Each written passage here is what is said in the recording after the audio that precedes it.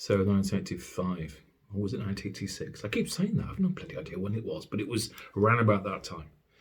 And I was lucky enough to be maturing and to begin to think and to plan and to understand marketing, sales, brands, all that kind of stuff. Not a lot, but just to understand, create something, have a plan, have a structure, perform a whole profile on an exercise of a product, and then market it, and then ensure that you understand, the trends and all the rest of the bloody stuff. But there was one book. I've had many books. I've got tons of them, and you've seen that from my videos. But to be honest with you, I gave 2,000 books away to the Toast Rack College in Manchester probably about 10 years ago. So one book that really helped me. This one book was as helpful as somebody dictating and showing and caring for me with two legs. And this is the book.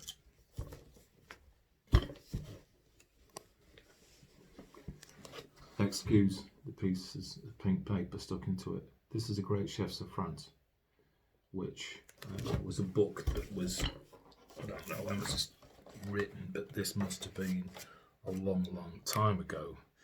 So this was 1978, if you think about it. And this was Charles Barrier, this was Paul Bocuse, this was Michel Jarre, Anne Chapelle, this was Outier, this was Jacques Pic, this was, Roger Verger. This was written by Anthony Blake and Quentin Crisp. And if you know your stuff on books, you'll know that the guys that wrote this actually did a huge piece with Marco. So this particular book was fascinating. The Masters of Haute Cuisine and Their Secrets. It was a fascinating book. I used to sit there night after night after night after night and read all this stuff and read all this book about all these successful chefs. And to me, it was all about what makes them tick. Why have they and why did they become so successful? And each of the stories tells you a lot about the individual chefs and the individual restaurants and the whole piece and how they went about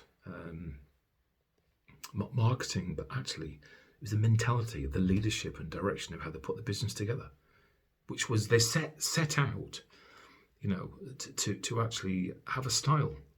And the style, one of them, for example, decided that we're going to be no kitchen porters. There was going to be no stewards. There's going to be no washer-uppers. And that every single person within his kitchen was going to wash up themselves and clean the floors themselves. So basically they didn't have anybody cleaning. The chefs did 1 day a week doing the plongeur themselves. That, later on in my career, I never forgot. And I actually introduced it, much to the moaning and the groaning. However, disappearing to the pots and pans 1 day a week, so doing 4 days in the kitchen and 1 day, on the pots and pans, enabled us to have the number one cleanest kitchen out of 400. And we never burnt anything, we never damaged anything, we never chucked shit anywhere or made a mess because the boys and girls had to bloody clean it. So very interesting. So Black Swan, Dennis Corbett left. It was chaos, disarray, disillusionment, issues. Everybody had more issues. I felt like opening a surgery. Everybody was fed up. The chefs were leaving and coming and going and grumping, and the kitchen was seen as the most miserablest place. And I'm thinking yet again, oh no, what have I taken on now?